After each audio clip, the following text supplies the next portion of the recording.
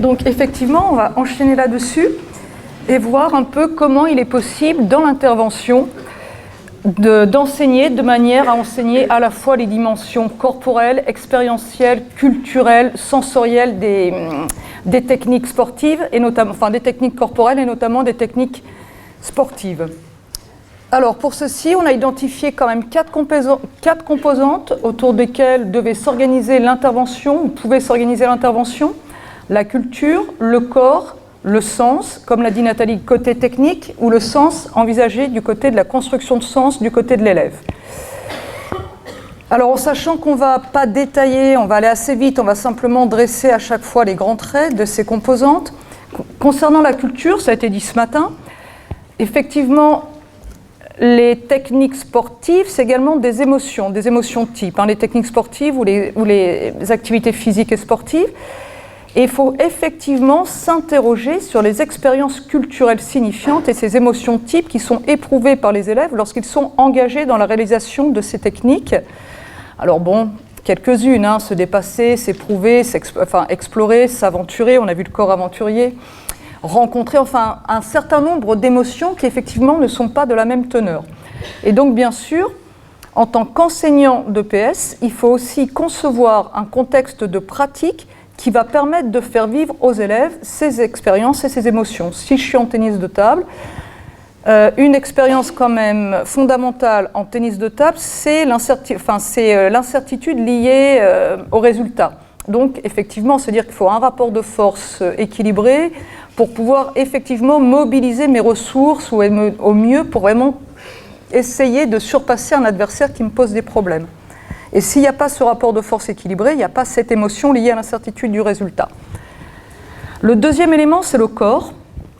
Donc voilà, agir sur les deux facettes dont a parlé Nathalie, effectivement viser des transformations motrices significatives, mais aussi une adaptabilité corporelle. C'est-à-dire qu'il faut être capable, en tant qu'enseignant d'EPS, d'analyser les techniques corporelles sous un double regard.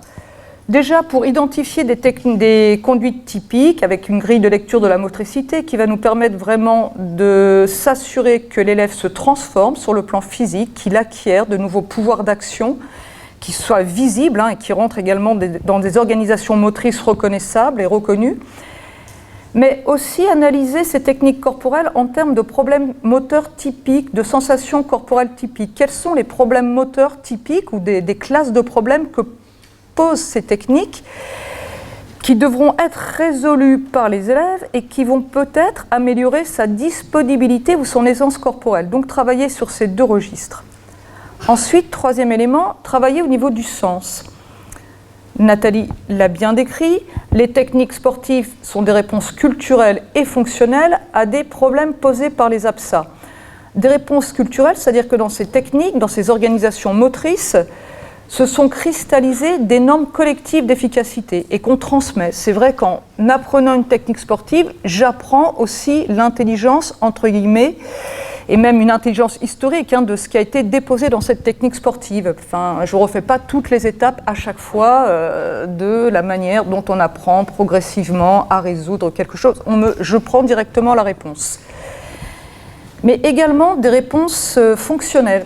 En termes d'efficacité individuelle, je suis moi, en tant qu'individu, confronté à un problème et les techniques dont je dispose, les techniques que j'ai pu acquérir vont me permettre aussi de résoudre ces problèmes. Donc bien sûr, il s'agit, dans les activités physiques, de concevoir des situations qui vont permettre de développer l'intention dans l'action de l'élève. Bon, ça a été très bien dit et développé ce matin. Si je suis en tennis de table, effectivement, je peux apprendre les effets aux élèves, je peux leur apprendre à faire un topspin. C'est intéressant sur le plan d'éducation corporelle. Résoudre le fameux conflit vitesse-précision. Je parle avec les mains, c'est ça ? Frotter la balle, enfin c'est vrai que c'est très riche sur le plan du développement de la motricité, mais en même temps ce qu'il faut apprendre c'est qu'est-ce que ça me permet de régler comme type de problème dans le jeu et qu'est-ce que ça me permet de poser comme type de problème à mon adversaire.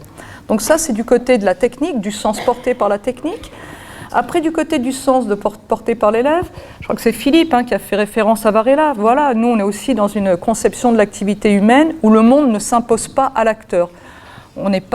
C'est pas des stimuli qui prescrivent votre activité, mais vous choisissez les perturbations de ce monde. Quelles sont les perturbations qui font sens pour vous? Ce qui veut dire que, engagé dans la même situation, engagé dans le même monde objectif, comprenant pour un observateur extérieur les mêmes éléments, on ne vit pas la même situation. Ce qu'on vit là, de ce côté-là du bureau avec Nathalie, ce n'est pas vous ce que vous vivez. Donc, important aussi pour les enseignants de prendre en compte le monde propre des élèves, les modalités d'engagement dans la pratique, de quoi il est fait, qu'est-ce qu'ils cherchent à vivre, quelles sont les significations qu'ils créent lorsqu'ils s'engagent dans les pratiques. Ce qui veut dire qu'il faut enquêter du dedans sur l'activité des élèves. On ne peut pas simplement enquêter de l'extérieur en termes de comportement observable, mais que trimballe ces comportements observables en termes d'intentionnalité chez les élèves. Donc appréhender un peu le vécu subjectif des élèves. Différents moyens, qu'on ne va pas tous détailler, mais au moins une observation empathique, des questionnements qui empruntent à l'autoconfrontation, à l'explicitation. On s'intéresse au vécu des élèves, ce n'est pas des questionnements normatifs, mais plutôt très ouverts. Et puis également la mise en place d'espaces de débriefing entre les élèves qui permettent également de libérer la parole des élèves et pour l'enseignant aussi d'avoir accès à d'autres types d'informations. Donc voilà, très brièvement dresser un peu ce qui nous semblait être les principes d'une intervention qui pourrait effectivement travailler à la fois les techniques du point de vue de leur biomécanique et de leur caractère anthropologique. Alors dans un dernier temps, c'était difficile de ne pas en parler, de parler un peu des programmes 2015 EPS et de l'enseignement des techniques corporelles en EPS.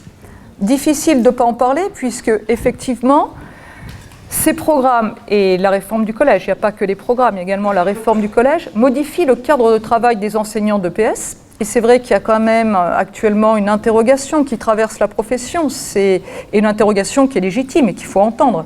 C'est la place de l'enseignement des techniques corporelles et de la culture scolaire dans ce nouveau cadre de travail. Est-ce que c'est le même? Est-ce que c'est la même chose qu'avant ou est-ce que ça a évolué? Alors avant de répondre à la question, déjà il faut quand même avoir un minima, quelques éléments clés du nouveau cadre du travail des enseignants en collège. Le premier élément clé, c'est un nouveau socle commun. Et un socle qui n'est pas anodin. Le socle 2015, ce n'est pas le socle 2006, c'est vraiment un socle dont on peut dire qu'il est supradisciplinaire, lorsque le socle 2006 quand même était fortement, les piliers du socle 2006 étaient fortement colorés par les disciplines. Là, on a vraiment un socle qui explicite un projet de formation pour l'élève au cours de sa scolarité obligatoire et auquel doivent contribuer toutes les disciplines. C'est vraiment ce qu'on a appelé le programme des programmes. Et c'est un socle qui, du coup, a fortement influé la structure du programme EPS. Vous voyez bien, les programmes EPS collège, c'est 5 compétences générales qui sont en fait une transposition des 5 domaines du socle. Donc, et ça, c'était une exigence du cahier des charges, des programmes qui vraiment soient réellement ancrés dans le socle. Donc ça, c'est le premier élément. Deuxième élément clé de ce cadre de travail, c'est une cohérence nationale qui a changé un peu d'horizon. Là, on a vraiment une cohérence nationale qui est plus tenue par un projet de formation commun, ce fameux socle, plus que par la définition de contenu d'enseignement commun. C'est plus les objectifs, les enjeux qui assurent la cohérence du projet que les contenus. Et ça se traduit bien sûr par plus d'autonomie aux équipes. On a le choix dans les contenus qu'on aborde avec les élèves pour atteindre ces enjeux, ce qui veut dire que dans les programmes EPS, effectivement, on ne trouve pas de contenu précis, mais des attendus de fin de cycle qui sont quand même relativement génériques et qu'il s'agit après de spécifier en fonction des contextes d'intervention. Autre élément clé, c'est des enjeux pour l'école qui sont affichés de manière explicite. Déjà, la volonté de décloisonner les savoirs à l'intérieur de l'école en créant des ponts entre les disciplines, que les savoirs, les disciplines ne soient pas étanches les unes aux autres, mais qu'on arrive à créer de l'articulation entre elles. Et puis également décloisonner les savoirs scolaires et extrascolaires, que l'école aussi s'ouvre sur des partenaires éducatifs qui sont présents sur son territoire. Travailler les savoirs, mais aussi les compétences, ce n'est pas des choses qui s'opposent, ça doit être travaillé dans le même mouvement. Travailler les savoirs, mais aussi les valeurs, ce fameux vivre ensemble qu'on voit apparaître dans la finalité de l'EPS. Et ces enjeux, ils se traduisent par la mise en place de dispositifs auxquels doivent contribuer toutes les disciplines, donc bien sûr l'EPS. Ce qui veut dire qu'effectivement, l'EPS doit concilier différentes logiques dans le même temps. Et ce n'est pas forcément si facile. Nous, on a identifié 5 logiques à articuler dans l'enseignement de l'EPS. Déjà, un enseignement de l'EPS, bon, si vous avez lu les textes, hein, voilà, vous l'avez compris, qui doit permettre le développement de ces 5 compétences générales EPS, hein, qui fixent un peu l'horizon de travail des enseignants, qui doit permettre aux élèves d'avancer vers ces fameux attendus de fin de cycle dans chacun des champs d'apprentissage. Un enseignement de l'EPS qui doit contribuer à la validation du socle, puisque maintenant le socle est validé par les disciplines et par les savoirs disciplinaires. Un enseignement de l'EPS qui doit aussi alimenter les épis et les parcours. Beaucoup de logique à tenir simultanément, et ce n'est pas si facile. Du coup, il y a un sentiment d'une multiplicité d'enjeux pour les profs d'EPS, la sensation peut-être d'un déplacement d'un centre de gravité de l'EPS, où on serait plus sur les méthodes et moins sur l'enseignement des techniques corporelles. Alors effectivement, c'est difficile de tout tenir à la fois, mais nous, il nous semble qu'avec un projet pédagogique dans lequel on est capable d'opérer vraiment des choix explicités et argumentés, il est possible d'articuler des enjeux disciplinaires et les enjeux du socle, c'est-à-dire l'éducation du corps et l'éducation par le corps. Et ça peut et ça doit se tenir dans le même temps. Alors pour ça, avant de rentrer un petit peu plus, c'est un préalable. Il faut qu'on soit d'accord là-dessus pour pouvoir répondre à la fois aux enjeux des programmes disciplinaires EPS, éducation du corps, éducation par le corps, éducation du socle. Il faut réfléchir, il ne faut pas réfléchir et agir en termes de « et », ou de soi, mais plutôt ne pas réfléchir et agir en termes de soi ou soi. C'est-à-dire soit les techniques corporelles, soit la citoyenneté, soit le développement des ressources, soit la culture, soit le PS, soit le socle, etc. Mais réfléchir plutôt en conjonction. Nathalie en a parlé également. Donc des techniques corporelles qui sont porteuses de valeur, la citoyenneté qui s'exprime dans des actes, dont les techniques sportives. Donc essayez de voir comment ceci peut s'articuler. Alors quelques axes dans le cadre des nouveaux programmes. J'en citerai 3. Déjà, ces programmes sont ouverts. Sont beaucoup plus ouverts que les programmes 2008, et donc maintenant il faut exploiter également les ouvertures de ces programmes de manière, on va dire, opportuniste. Donc déjà, le premier axe qui nous semble intéressant, c'est la possibilité de définir des compétences APSA plus ou moins colorées par une compétence générale EPS, tout en gardant la motricité au centre. C'est pas soit la motricité, soit les méthodes, soit la motricité, soit la citoyenneté, mais on peut les travailler dans le même temps. Simplement, vous donner un exemple d'une coloration de compétences dans différentes APSA par le domaine 2, les méthodes et outils pour apprendre. Vous voyez, dans la formulation de ces compétences APSA, à chaque fois on a bien la motricité au centre, mais en même temps on a quelque chose dans la formulation de l'APSA, de la compétence dans l'APSA, qui va vers les méthodes. Donc on peut travailler les deux en même temps. Il faut simplement des fois aussi se creuser un peu la tête. Ou si je fais la démarche inverse, on a dans la même APSA, on peut aussi formuler des compétences qui vont plus ou moins vers une compétence générale, soit vers la compétence générale outils-méthodes, les règles, la citoyenneté, la santé. Donc effectivement, possibilité quand même, et c'est une ouverture qui est permise par les programmes, de formuler des compétences APSA qui, dans le même temps, travaillent la motricité et des enjeux du socle.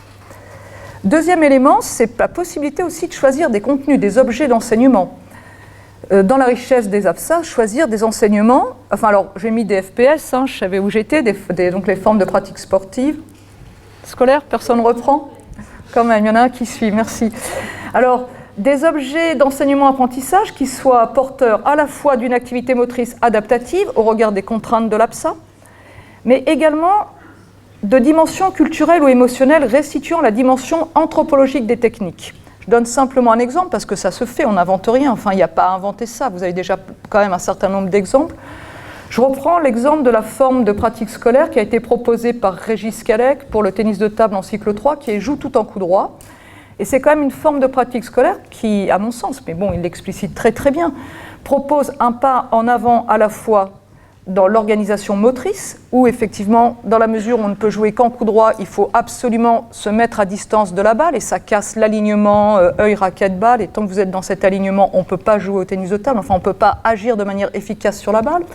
Donc déjà, effectivement, dans l'organisation, dans les organisations motrices qui sont spécifiques du tennis de table, dans les intentions motrices, puisque une fois qu'on a cassé cet alignement, on peut rentrer aussi dans une forme de motricité où on peut être efficace sur la balle, soit dans le placement, soit dans la vitesse. Et donc là, on peut rechercher la mise en difficulté de l'adversaire, avoir vraiment des intentions d'action. Et puis également dans l'expérience vécue, parce qu'une forme de pratique aussi qui préserve des groupes de niveau, où il va y avoir des affrontements, des poules, des rencontres, donc où on va vivre également l'affrontement et on va être aussi dans une situation où on recherche le gain du match dans un rapport de force aussi qui me permet de l'atteindre.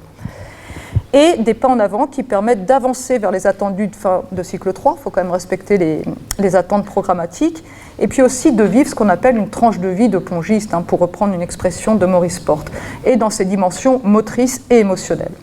Et puis le troisième élément, qui est offert, et qui même pas offert, devrait être structuré à l'activité des enseignants, c'est de faire fonctionner cette fameuse CG5, compétence générale 5, s'approprier une culture physique, sportive et artistique. C'est vrai qu'on en parle beaucoup, on a plus de mal à la faire fonctionner. Et là, je fais comme à la Biennale de la... Tu vois, on peut me parler de n'importe quoi, je parle toujours des épis, sur n'importe quel thème. Et donc là, peut-être qu'on peut se tourner vers les épis. Les enseignements pratiques interdisciplinaires, ça peut peut-être être un levier qui va permettre vraiment de faire fonctionner cette dernière compétence générale, dernière dans la liste, pas dans l'importance, pour réfléchir sur son activité corporelle, ce dont parlait tout à l'heure Nathalie, aussi dans ses dimensions cinématiques et cinétiques, notamment avec l'appui d'autres enseignements, en SVT ou en physique. Il y a des épis là-dessus, il y a Isabelle Couedon qui en a fait un là-dessus, justement, pour amener les élèves aussi à réfléchir sur ces dimensions corporelles.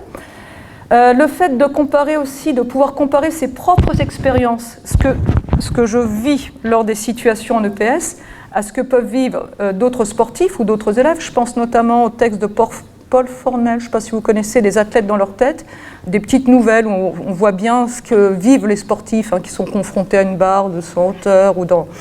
Donc effectivement, jouer aussi sur ce registre émotionnel de l'activité. Et puis appréhender les techniques corporelles en relation avec leurs ancrages culturels. Ce n'est pas des trucs hors sol, mais essayer de comprendre, lorsqu'on apprend une technique corporelle, on n'apprend pas que sa forme motrice, ce qu'elle me permet de résoudre comme type de problème, mais également ce qu'il y a derrière en termes d'histoire qui est trimballé par cette culture sportive et qu'est-ce qui s'est cristallisé dans cette culture sportive ou dans ces gestes sportifs. Juste là, un extrait d'un projet, qui s'appelle le projet ASK Jacques au Collège de Saint-Nazaire. Là, si vous avez le diaporama, vous pourrez aller consulter le site qui décrit ce projet. Un projet qui associe histoire géo, français, kayak de mer, et dans lesquels les élèves vont être confrontés à la pratique du kayak de mer, mais dans une forme de pratique un peu spécifique où ils rentrent dans la pratique du kayak de mer par l'esquimotage et différents formats d'esquimotage. Et les esquimotages sont mis en relation effectivement avec la culture inuit. Donc vous voyez, là, effectivement, on rentre vraiment dans la dimension, on va dire, anthropologique des cultures sportives. Donc voilà, en conclusion, et pour ouvrir le débat, s'il y a un peu de temps, on va voir. Simplement, il nous semblait que l'enseignement des cultures corporelles, c'est une thématique quand même qui questionne et qui re-questionne l'articulation culture sportive et culture scolaire. Voilà, merci.